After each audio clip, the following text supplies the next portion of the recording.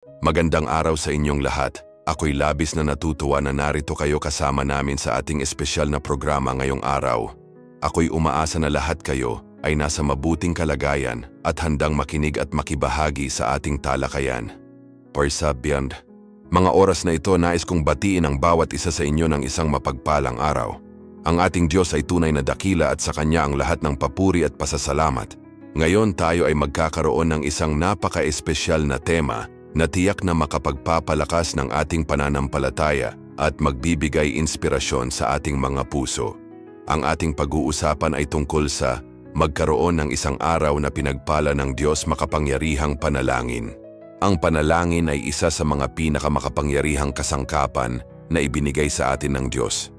Sa pamamagitan nito, tayo ay nakikipag-usap sa Kanya, nagpapahayag ng ating mga saloobin, mga pangarap at mga pangangailangan.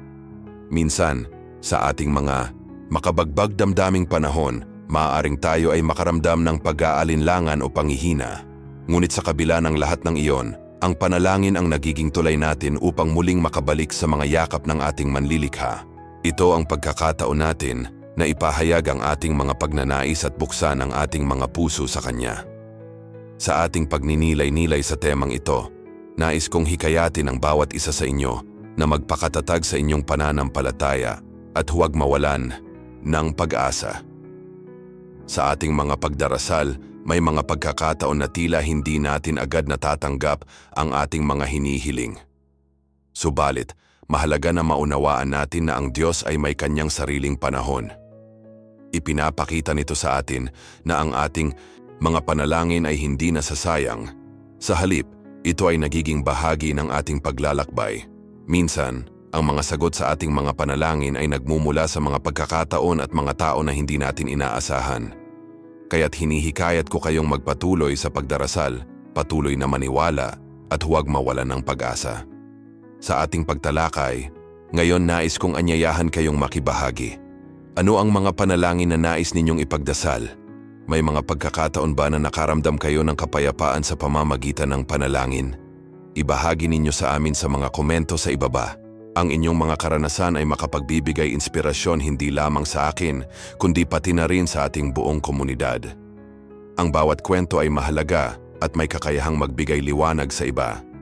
Huwag kalimutan na isubscribe ang ating channel upang patuloy tayong makapagbahagi ng mga mensahe ng pag-asa, pananampalataya at pagmamahal. Sa bawat video na ating ilalabas, layunin nating makapaghatid ng mga aral mula sa salita ng Diyos at mga patotoo na makapagpapatibay sa ating pananampalataya. Isang simpleng pag-click sa subscribe button ay isang hakbang tungo sa mas malalim na relasyon sa ating Diyos at sa ating komunidad. Bilang isang komunidad, tayo ay magkakasama sa ating mga panalangin. Ang ating pagkakaisa sa panalangin ay isang malaking puwersa na makakapagpabago sa ating mga buhay at sa ating paligid. Huwag tayong matakot na ipagdasal ang mga bagay na tila imposible. Sa ating Diyos walang mahirap. Ang Kanyang kapangyarihan ay walang hanggan at Siya ay laging handang makinig sa ating mga panawagan. Samahan ninyo ako sa paglalakbay na ito patungo sa isang araw na puno ng mga pinagpalang panalangin. Tayo ay magdasal, magnilay at magpakatatag sa ating pananampalataya. Naway ang bawat salita at bawat pagninilay ay maging daan sa ating pakikipag-ugnayan sa ating Diyos na buhay. Huwag kalimutang ibahagi ang inyong mga saloobin sa mga komento at makipag-ugnayan sa ating komunidad. Ang bawat isa sa atin ay may mahalagang papel na ginagampanan sa ating paglalakbay sa pananampalataya. Magsimula na tayo. Sa awit 23, makikita natin ang napakalalim na mensahe ng tiwala at pangangalaga ng Diyos sa Kanyang mga tao. Ang pasulong na taludtod ay naglalarawan ng Diyos bilang isang mabuting pastol na nag-aalaga sa lahat ng ating mga pangangailangan. Sa oras ng mga pagsubok, ito ay nagsisilbing alaala na hindi tayo nag-iisa. May isang Diyos na laging nandyan upang tayo'y gabayan at protektahan. Ang pangako ng Kanyang pangangalaga ay nagbibigay sa atin ng kapayapaan na higit pa sa ating pagkakaunawa, isang kapayapaang nagmumula sa ating pananampalataya sa Kanya. Isang araw na pinagpala ng Diyos ay hindi lamang isang pagkakataon na puno ng magagandang bagay. Ito rin ay panahon ng pagsubok at mga hamon. Sa gitna ng mga pagsubok na ito, binibigyang diin ng awit 23 na mayroong Diyos na handang magbigay ng direksyon at lakas. Sa bawat hakbang na ating tatahakin, naroon ang kanyang mga kamay na nag-aakay sa atin. Tila sinasabi na wala tayong dapat ipag-alala. Hindi ako matatakot sa anumang masama, sapagkat ikaw ay kasama ko. Ang pangako ng Diyos ay nagbibigay sa atin ng lakas ng loob. Ang ating mga panalangin na puno ng pananampalataya ay nagiging daan upang maranasan ang mga pagpapalang ito. Sa mga sandaling tayo ay nahaharap sa mga pagsubok, ang ating panalangin ay nagiging isang malakas na sandata. Sa pamamagitan ng panalangin, tayo ay nakikipag-usap sa ating pastol, pinapahayag ang ating mga takot at pagdududa, at humihingi ng kanyang tulong. Sa bawat taimtim na panalangin, tayo ay nagiging mas malapit sa kanya. Ang ating tiwala sa kanya ay lumalalim, at sa pamamagitan nito, natututo tayong makita ang kanyang mga pagpapala sa ating paligid. Sa ating pang-araw-araw na buhay, maaaring hindi natin agad nakikita ang mga paggalaw ng Diyos. Ngunit sa bawat pagkakataon na tayo ay nananalangin, ang ating mga puso ay nabubuksan sa kanyang mga plano at layunin.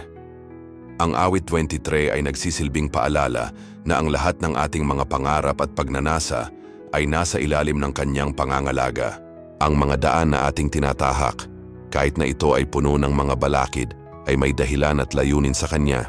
Ang bawat hakbang na ating ginagawa ay may kasamang pangako ng pag-asa at kapayapaan. Minsan, sa ating paglalakbay, maaaring tayo ay mawalan ng pananampalataya. Dumarating ang mga sandaling tayo ay nag-aalinlangan at naguguluhan. Subalit sa awit 23, ang mensahe ng Diyos ay malinaw. Ang aking tungkod at pamalo ay siyang nagpapalakas sa akin. Sa mga pagkakataong ito, tayo ay inaalalayan ni Kristo, ang ating pastol. Ang kanyang mga salita ay nagbibigay ng lakas at tiyaga upang magpatuloy sa laban. Ang bawat araw na tayo ay gumigising ay isang pagkakataon upang muling ipahayag ang ating tiwala at pananalig sa Kanya. Ang mga araw na pinagpala ng Diyos ay hindi lamang nakasalalay sa mga material na bagay na ating natamo. Ang tunay na pagpapala ay matatagpuan sa ating mga ugnayan sa Kanya at sa ating kapwa. Sa bawat pagkakataon na tayo ay nagpapakita ng pagmamahal at malasakit sa ating mga kapatid, tayo ay nagiging daluyan ng kanyang mga biyaya. Ang ating mga panalangin ay nagiging kasangkapan upang hindi lamang tayo ang makaranas ng kanyang mga pagpapala, kundi pati na rin ang mga tao sa ating paligid. Sa ganitong paraan, ang awit 23 ay nagtuturo sa atin na ang tunay na kaalaman sa pangangalaga ng Diyos ay nagmumula sa ating mga puso. Sa ating mga panalangin, tayo ay hinihimok na maging mapagpasalamat at magpatuloy sa pagtitiwala sa Kanya. Ang ating pananampalataya ay dapat maging buhay at aktibo, at ang ating mga panalangin ay dapat na may kasamang pagtanggap sa Kanyang mga plano. Sa bawat araw, sa ating pakikipag-ugnayan sa Diyos, tayo ay nagiging mas handa na tanggapin ang Kanyang mga biyaya at patuloy na lumakad sa landas ng Kanyang kalooban. Sa huli, ang ating buhay ay magiging salamin ng Kanyang pagmamahal at pangangalaga, at sa bawat araw na ating ipinamumuhay, tayo ay nagiging katotohanan ng kanyang mga pangako at pagpapala. Sa Filipos 4:6, tayo ay tinatawagan upang ipagdasal ang lahat ng ating mga pangangailangan. Ang talatang ito ay nagbibigay diin sa kahalagahan ng panalangin sa ating buhay bilang mga mananampalataya. Sa kabila ng mga hamon at pagsubok na ating nararanasan, mayroong pangako ang Diyos na ang kanyang kapayapaan ay darating sa mga taong nagtitiwala sa Kanya. Ito ay isang napakalalim na mensahe na nag-aanyaya sa atin na hindi lamang ipagdasal ang ating mga pangangailangan, kundi magtiwala na ang Diyos ay narito upang magbigay ng kaaliwan at kapayapaan. Madalas, sa ating mga buhay, nagiging sagabal ang mga alalahanin at takot. Ang mga ito ay nagdadala ng pagkabahala na maaaring magpawala sa atin ng pag-asa. Subalit, sa pamamagitan ng panalangin, tayo ay binibigyan ng pagkakataon na ilagak ang ating mga alalahanin sa Diyos. Ang panalangin ay hindi lamang isang paraan upang ipahayag ang ating mga hiling at pangangailangan, kundi ito rin ay isang paglapit sa Diyos na puno ng pagmamahal at pag-unawa. Sa bawat oras na tayo ay nananalangin, tayo ay nagiging bukas sa kanyang mga plano at kalooban sa ating buhay. Ang talata ay nagsasaad na Huwag kayong mabalisa tungkol sa anumang bagay, kundi sa lahat ng mga bagay, sa pamamagitan ng panalangin at pagsusumamo na may pasasalamat ay ipaalam ang inyong mga kahilingan sa Diyos. Ang mga salitang ito ay nagbibigay diin sa aktibong papel ng panalangin sa ating buhay. Sa kabila ng mga pagsubok, tayo ay hinihimok na lumapit sa Diyos na may pusong puno ng pasasalamat. Ang pagkilala sa mga biyayang natamo, gaano man ito, kaliit, ay nagiging daan upang tayo ay maging mas mapagpasalamat at mas malapit sa Kanya. Ang panalangin ay nagdadala ng kapayapaan, isang kapayapaan na hindi maipaliwanag ng mundo. Ito ay isang kapayapaan na nagmumula sa pagtitiwala na ang Diyos ay may kontrol sa lahat ng bagay. Sa panahon ng kaguluhan at kabiguan, ang kapayapaang ito ay nagiging matibay na salamin ng ating pananampalataya habang tayo ay patuloy na nananalangin at nagpapahayag ng ating mga pangangailangan sa Diyos. Ang Kanyang kapayapaan ay bumabalot sa atin, nagbibigay ng lakas upang harapin ang anumang hamon. Mahalaga ring tandaan na ang ating mga panalangin ay hindi laging nasasagot sa paraang ating inaasahan. Minsan, ang mga sagot sa ating mga panalangin ay maaaring magkaiba sa ating mga inaasahan. Sa mga pagkakataong ito, tayo ay tinatawagan na magtiwala sa Kanyang mas mataas na kalooban. Ang ating mga pananaw ay limitado, ngunit ang Diyos ay may isang mas malalim na kaalaman sa kung ano ang tunay na mabuti para sa atin. Ang pagtitiwala sa Kanya sa kabila ng hindi pagkakaunawaan ay nagiging tanda ng ating matibay na pananampalataya. Sa ating mga panalangin, dapat din tayong maging handa na makinig. Hindi lamang tayo dapat mag-request, kailangan din nating maging sensitibo sa Kanyang boses. Ang panalangin ay isang pag-uusap at ang ating pakikinig ay mahalaga upang maunawaan ang Kanyang mga mensahe at gabay. Sa pamamagitan ng pagninilay at pag-aalay ng oras sa Kanya, tayo ay lumalapit hindi lamang bilang mga humihingi, kundi bilang mga anak na nagmamalasakit at nagmamahal sa ating Ama. Sa bawat araw, isinasama natin sa ating mga panalangin ang ating mga pangarap, takot at pag-asa. Ang mga ito ay nagiging bahagi ng ating paglalakbay kasama ang Diyos. Ang mga araw na ito, na tila nagiging mga pagsubok, ay nagiging mga pagkakataon para sa atin upang maranasan ang Kanyang mga biyaya at pagpapala. Sa ating paglalakbay, ang panalangin ay nagsisilbing gabay at liwanag na nagbibigay ng direksyon sa ating mga hakbang. Sa huli, ang ating paglapit sa Diyos sa pamamagitan ng panalangin ay nagiging susi upang maranasan ang Kanyang kapayapaan at mga pagpapala sa bawat araw na pinagpala natin. Naway patuloy tayong manalangin at magtiwala na ang Diyos ay laging nandyan, handang makinig at magbigay ng Kanyang pagmamahal at gabay.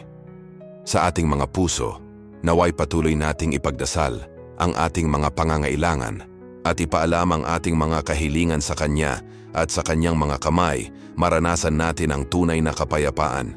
Sa talatang 1 Tesalonica 5:16-18, tayo ay tinatawagan na laging magpasalamat at manalangin. Ang mga simpleng utos na ito ay nagdadala ng malalim na kahulugan sa ating buhay bilang mga mananampalataya. Ang pasasalamat at panalangin ay hindi lamang mga gawain na dapat nating isagawa. Ito ay mga paraan upang tayo ay makipag-ugnayan sa ating Diyos at makaranas ng Kanyang mga biyaya.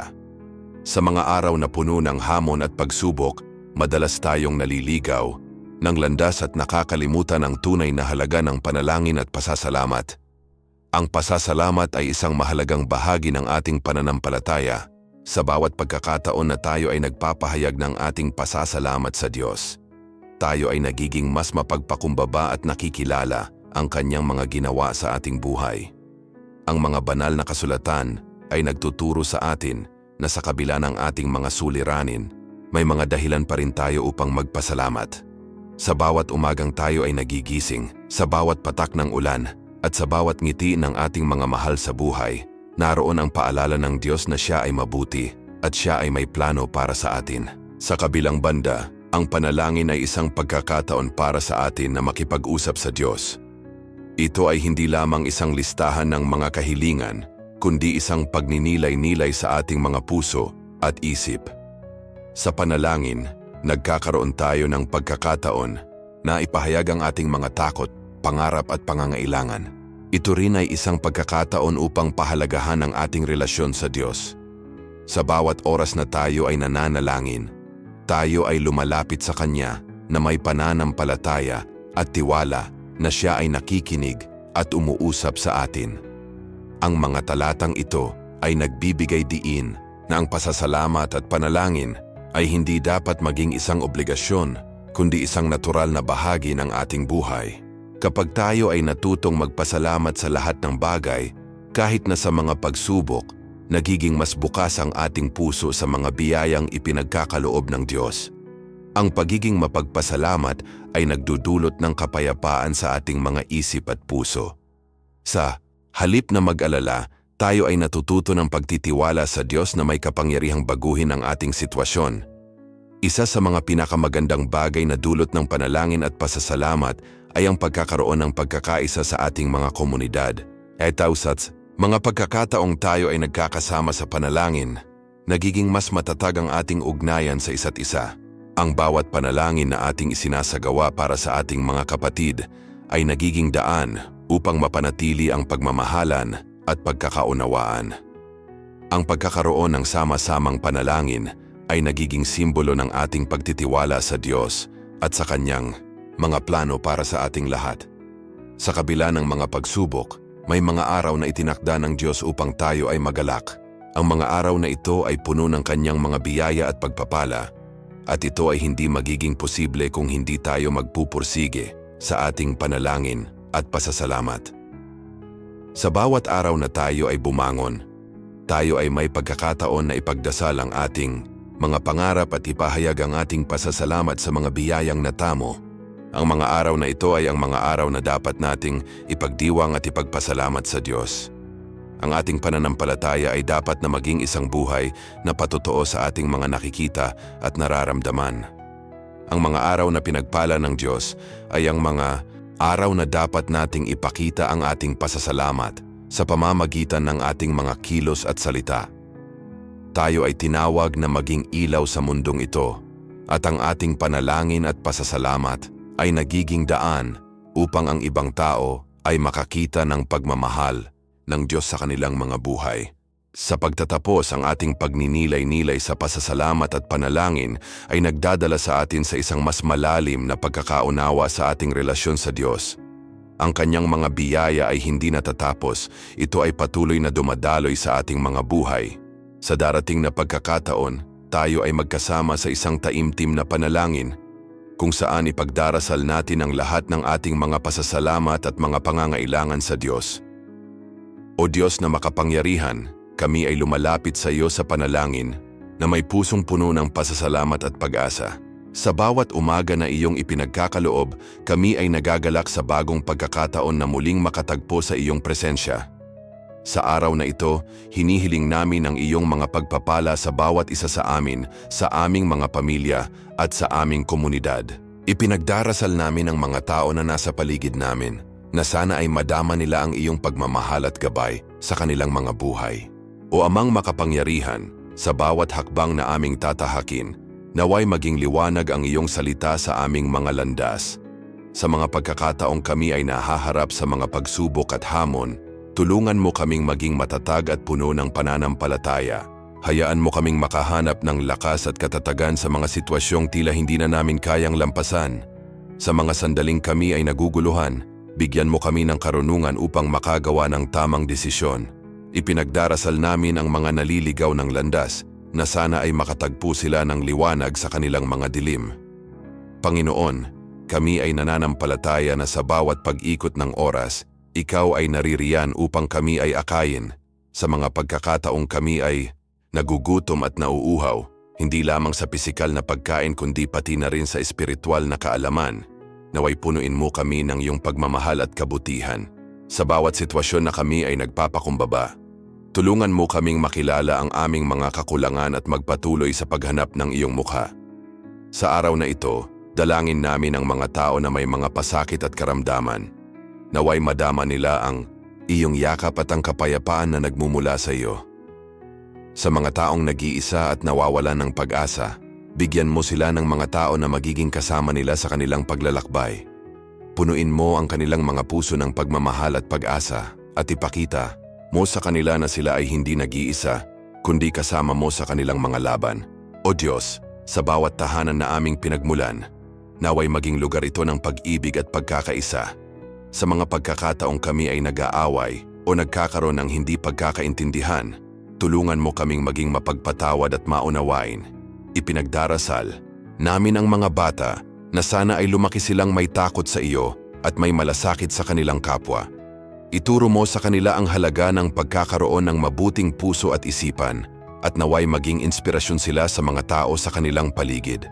Panginoon, sa mga leader ng aming komunidad at bansa, bigyan mo sila ng karunungan at integridad sa kanilang mga desisyon. Naway ang kanilang mga hakbang ay magdulot ng kabutihan at kaunlaran para sa lahat. Ipinagdarasal namin ang mga proyekto at inisyatibo na naglalayong magbigay ng tulong sa mga nangangailangan. Sa bawat programang isinasagawa, naway maging daluyan ito ng iyong biyaya at pagmamahal. Sa mga pagkakataong kami ay nagkakaroon ng takot at pangamba sa hinaharap, tulungan mo kaming maging matatag sa aming pananampalataya. Ipaalala mo sa amin na ikaw ang aming lakas at kanlungan. Sa gitna ng mga bagyo at unos, kami ay umaasa at nagtitiwala sa iyong mga pangako. Naway maging inspirasyon kami sa iba sa aming mga salita at gawa. At naway madala namin ang iyong liwanag saan man kami magpunta. O Diyos, sa bawat pagdiriwang at pagtitipon, naway maging sentro ka sa aming mga puso. Sa mga oras ng kasiyahan at saya, tulungan mo kaming maging mapagpasalamat at huwag kalimutang ibalik ang lahat ng papuri sa iyo. Sa bawat pagkakataon na kami ay nagtitipon, naway maipahayag namin ang aming pagmamahal at pagpapahalaga sa isa't isa at sa iyo, O Diyos. Patuloy kaming humihingi ng iyong mga pagpapala sa aming mga gawain at adhikain. Sa bawat pangarap na aming pinapangarap, sana'y maging ayon ito sa iyong kalooban. Ipinagdarasal namin ang mga tao na kumikilos para sa katarungan at kapayapaan. Naway maging inspirasyon kami sa iba upang sama-samang magtrabaho tungo sa mas maliwanag na kinabukasan. O Diyos, sa pagwawakas ng aming panalangin, patuloy kaming humihingi ng iyong liwanag at gabay. Sa bawat hakbang na aming tatahakin, naway maging matibay ang aming pananampalataya at pagtitiwala sa iyo. Sa mga pagkakataong kami ay naguguluhan at nahihirapan, naway matamo namin ang kapayapaan na nagmumula sa iyong mga salita. Hayaan mo kaming magpakatatag sa aming mga pinagdaraanan at ipakita mo sa amin na sa kabila ng mga pagsubok, ikaw ay laging nandyan upang kami ay akayin. O Amang mapagmahal, sa mga tao na humaharap sa mga pagsubok sa kanilang kalusugan, sana'y madama nila ang iyong presensya at yakap sa kanilang mga puso. Naway bigyan mo sila ng lakas upang malampasan ang kanilang mga karamdaman at pangarapin ang isang mas maliwanag na bukas. Sa mga oras na sila ay nag-iisa, naway ipadama mo sa kanila na sila ay mahalaga at may halaga sa mundong ito. Bigyan mo sila ng mga kaibigan at pamilya na tutulong at magbibigay ng suporta sa kanilang paglalakbay patungo sa paggaling. Sa mga magulang, naway bigyan mo sila ng karunungan at pasensya sa pagpapalaki ng kanilang mga anak. Ipinagdarasal namin na sana ay lumaki ang mga kabataan sa isang kapaligiran na puno ng pagmamahal at pag-unawa. Ituro mo sa kanila ang kahalagahan ng pagtulong sa kapwa at paggalang sa isa't isa. Sa kanilang paglisan sa mga tahanan, naway maging tagapangalaga sila ng mga aral na kanilang natutunan mula sa kanilang mga magulang at mula sa iyo.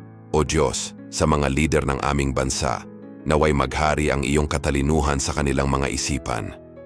Ipinagdarasal namin na sana ay magtaglay sila ng malasakit sa mga tao at lumikha ng mga patakaran na makakatulong sa pag-unlad ng lahat. Naway, ang kanilang mga desisyon ay hindi lamang nakatutok sa kanilang sariling kapakanan, kundi sa kapakanan ng nakararami. Bigyan mo sila ng lakas na ipaglaban ang katarungan at kapayapaan, at naway maging inspirasyon sila sa iba upang sama-samang magtrabaho para sa ikabubuti ng lahat. Sa mga kabataan, naway patuloy silang maging puno ng pag-asa at pangarap. Ipinagdarasal namin na sana ay maging matatag sila sa kanilang mga adhikain at hindi matakot sa mga hamon ng buhay. Ituro mo sa kanila ang halaga ng pagsusumikap at pagtitiyaga, at naway maging inspirasyon sila sa kanilang mga kapwa-kabataan. Hayaan mo silang maging tagapagtanggol ng mga naaapi at maging boses ng mga walang tinig. O Diyos, sa bawat pagkakataon na kami ay nagtitipon, naway maging pagkakataon ito upang ipakita ang aming pagmamahal sa isa't isa. Sa mga pagdiriwang, tulungan mo kaming maging mapagpasalamat sa mga biyayang natamo at ipaalala sa amin na ang bawat araw ay isang regalo mula sa iyo. Sa mga oras ng saya, naway maging inspirasyon kami sa isa't isa at sa mga pagkakataong kami ay nagdadalamhati, tulungan mo kaming maging sandalan ng bawat isa. Sa aming mga pangarap, naway bigyan mo kami ng lakas at determinasyon na hindi sumuko. Sa mga pagkakataong kami ay natatakot at nagdadalawang isip, ipaalala mo sa amin ang iyong mga pangako na hindi kami iiwanan. Hayaan mo kaming makahanap ng mga paraan upang mapaunlad ang aming mga sarili at ang aming mga komunidad at naway maging daan kami upang ang mga tao sa paligid namin ay makatagpo ng pag-asa at ligaya. O Diyos, sa aming pagwawakas ng panalangin, naway patuloy mong ihandog ang iyong mga biyaya sa amin. Sa bawat sandali ng aming buhay, naway maging matatag kami sa aming pananampalataya at naway maging liwanag kami sa mga tao sa aming paligid. Sa bawat hakbang na aming tatahakin, naway magdala kami ng pag-asa at pagmamahal sa bawat isa. Salamat sa iyong walang hanggan na pag-ibig at malasakit. Sa ngalan ni Jesus, Amen. Sa pagtatapos ng ating devosyonal na ito, nais kong ipaalala sa bawat isa sa atin ang kahalagahan ng ating paglalakbay kasama ang Diyos. Ang araw na ito ay isang pagkakataon upang mas mapalalim ang ating ugnayan sa Kanya at muling balikan ang mga biyayang Kanyang ipinagkaloob sa atin. Sa kabila ng mga pagsubok at hamon na ating kinakaharap, tayo ay patuloy na pinapalakas ng ating pananampalataya. Sa bawat hakbang na ating tinatahak, laging tandaan na nariyan ang Diyos ang ating tagapagligtas at kaibigan na handang umalalay at gumabay sa atin. Sa ating mga panalangin, naway magpatuloy tayong maniwala na ang Kanyang mga plano para sa atin ay puno ng pag-asa at kaunlaran. Sa mga panahon ng kadiliman, ang Kanyang liwanag ang ating gabay. Huwag tayong mawala ng pag-asa sapagkat sa ating mga kamay ay ang kapangyarihan na ipagdasal ang ating mga ninanais at pangarap. Sa Kanyang mga kamay, ang ating mga dalangin ay nagiging makapangyarihan at sa bawat pagkakataon na tayo ay lumalapit sa Kanya, tayo ay nakakaranas ng Kanyang pagmamahal at awa. Kaya't sa mga susunod na araw, patuloy tayong maging mapagpasalamat sa lahat ng mga biyayang natamo natin. Maglaan tayo ng panahon upang magnilay at magpasalamat sa mga simpleng bagay na Kanyang ibinibigay, mga kaibigan, pamilya, at ang mga pagkakataong tayo ay nagkakaroon ng pahinga mula sa ating mga abala. Ang mga ito ay mga paalala na ang Diyos ay nariyan sa ating pang-araw-araw na buhay, nagmamasid at nagtutustos sa ating mga pangangailangan. Maging inspirasyon tayo sa isa't isa. Ang ating mga kwento ng pananampalataya at pag-asa ay maaaring maging liwanag sa buhay ng iba. Sa ating mga simpleng gawa, maaari tayong maging instrumento ng Kanyang pagmamahal sa mundo. Huwag nating kalimutan na ang ating mga salita at aksyon ay may kapangyarihan. Kaya't pumili tayo ng mga mabubuting salita at gumawa ng mga mabubuting gawa. Sa mga susunod na pagkakataon, asahan natin na ang Diyos ay patuloy na magbibigay sa atin ng mga pagkakataon upang tayo ay magpakatatag at lumago sa ating pananampalataya. Huwag tayong matakot na ipahayag ang ating mga karanasan kasama ang Kanya. Sa ating mga kwento, nariyan ang mga aral at mga patotoo na makapagbibigay lakas sa iba. Tayo ay pinili upang maging mga tagapagsalita ng Kanyang salita at mga tagapaghatid ng Kanyang pag-ibig. Kaya't sa bawat araw, itaas natin ang ating mga mata sa Kanya at magtiwala na ang Kanyang mga plano ay higit pa sa ating naiisip. Sa ating mga panalangin, naway madama natin ang Kanyang presensya at ang Kanyang mga pangako na hindi kailanman mabibigo. Sa wakas, naway ang ating mga puso ay punuin ng kapayapaan at kagalakan na dulot ng ating pananampalataya. Magpatuloy tayong lumakad sa Kanyang mga daan at ipakita ang Kanyang pag-ibig sa bawat tao na ating nakakasalubong. Ang ating pagkakaisa at pagmamahalan bilang isang komunidad ay isang patunay ng Kanyang kabutihan. Asahan natin ang mga biyayang darating at patuloy na ipahayag ang ating pasasalamat sa Kanya. Magsimula tayo ng bagong araw na puno ng pag-asa at pananampalataya. Naway tayo ay palaging maging mga ilaw sa mundo, nagdadala ng liwanag sa kadiliman. Magpakatatag tayo at ipagpatuloy ang ating paglalakbay na kasama ang Diyos, sapagkat Siya ang ating lakas at pag-asa. Hanggang sa muli, naway pagpalain tayo ng Diyos sa ating mga gawain at sa ating mga puso.